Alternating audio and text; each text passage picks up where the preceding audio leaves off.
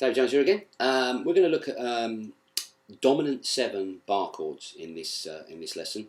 The pictures, if you like, the chord box shapes are up on the site, so you can print them off. I'll show you the fingering positions and then how to practice and change between them. So basically, what happens is you need to have looked at the E and A shaped bar chord video or lesson or printed a PDF off to kind of understand this, because I'm not going to go through all the root notes again like I did on that, because it's a progressive move from that is to extend these chords to 7s. So what we're going to base our chords around, again, like the bar chords, the major and minor bar chords, we're going to base them on the E string with an E7 shape. If you're going to move on to this, you should know this shape, but I'll show you a little close-up of it in a minute. And then we're going to base the root notes off the A string with the A7 shape.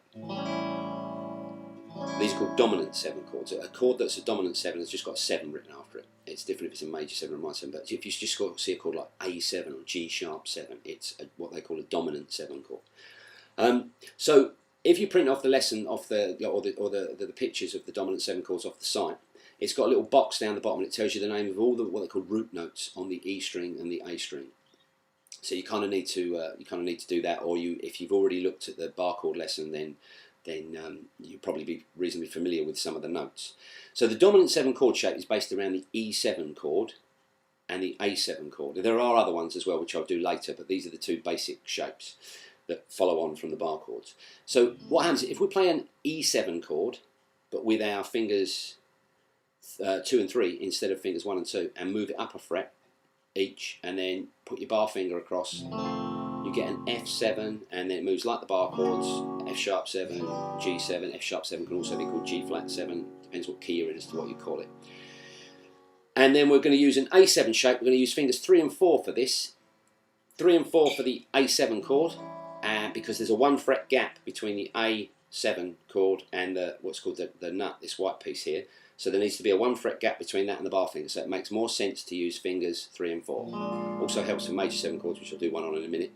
But so there's your 2 chord shapes, and I'll just go to a close up and just show you those 2 chord shapes so as you can see what they look like close up. Okay, so here we are with a close up. So what I've done, I'm going to play G7 to C7. Now the G note's based on the thick E string at the 3rd fret, dot there. So the finger's barred across, be careful, make sure you get it as close to the fret wire as possible, and you can roll it back slightly if you're not getting clarity in the chord, and then you're putting your 2nd finger on the G string at the 4th fret and your 3rd finger on the A string at the 5th fret.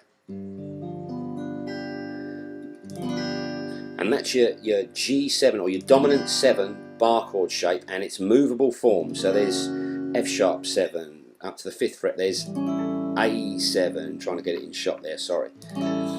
So we'll go back to the G7, and to move to the A7 shape, which will give us a C7, because the root note of the 3rd fret on the A string is a C note. What happens there is I'm putting finger 3 on the D string at the 5th fret, and my little finger on the B string at the 5th fret. Now this is a 5-string chord. If you can miss the top string, try and push your tip of your index finger so it kills the string. Saves you having if you're a little bit awry with your strumming, it saves you having to miss it. So that's your A7 chord. A7 bar shape. It's giving you a C7, but again it's a movable shape. You need to check out the PDF and you can find out every single dominant 7 chord there is in at least 2 places if you check out the PDF. So there's your E7, A7. So it's G7 to C7, G7 to C7. So I hope you found that useful, and it really will be handy because you can play in the dominant 7 chords in any key. Okay, cheers. See you again.